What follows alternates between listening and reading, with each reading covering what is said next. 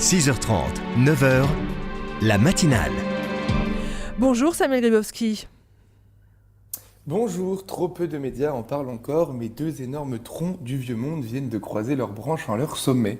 Oui, les deux plus hautes autorités spirituelles et religieuses de l'islam et du christianisme, dont les fidèles représentent ensemble plus d'un être humain sur deux, ont convergé autour d'un texte pointu, enthousiaste, visionnaire et un soupçon idéaliste.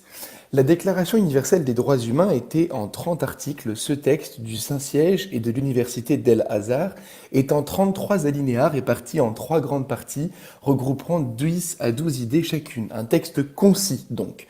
La première partie est une anaphore en au nom d'eux, énumérant les valeurs et les personnes au nom desquelles les deux autorités s'expriment. La deuxième partie est une anaphore en nous, décrivant les postures et les convictions de chacun.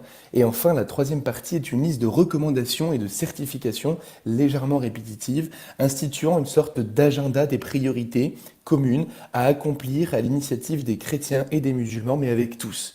Le texte est véritablement une sorte de version spirituelle des 17 objectifs du développement durable de l'ONU, les 17 ODD. On imagine bien les plumes du pape et de l'imam Ahmed El-Tayeb discuter ensemble en arabe et en latin du choix de chacun des termes pour ne blesser personne et représenter fidèlement deux théologies enracinées respectivement sur 20 et 14 siècles d'études et de persévérance. Ont-ils communiqué ensemble en anglais ou en français ? Seule l'histoire nous le dira.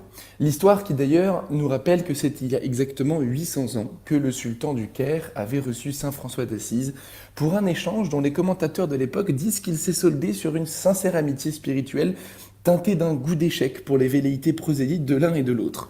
L'histoire nous rappelle aussi que le Vatican et El-Azhar sortaient d'une très longue période de défiance réciproque après un faux pas du pape Benoît XVI. Ce texte est donc à beaucoup d'égards une parfaite révolution pastorale, religieuse, politique et même géopolitique. Au-delà de certaines punchlines comme la condamnation du, je cite, danger des politiques de l'avidité effrénée basée sur la loi de la force et non la force de la loi, le texte ouvre la porte à quelques surprises et quelques critiques prévisibles.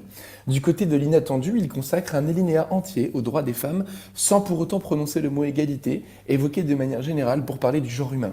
De manière plus tendue, les deux leaders convergent sur la condamnation de l'avortement dans une liste incluant le terrorisme, les génocides et le trafic d'organes.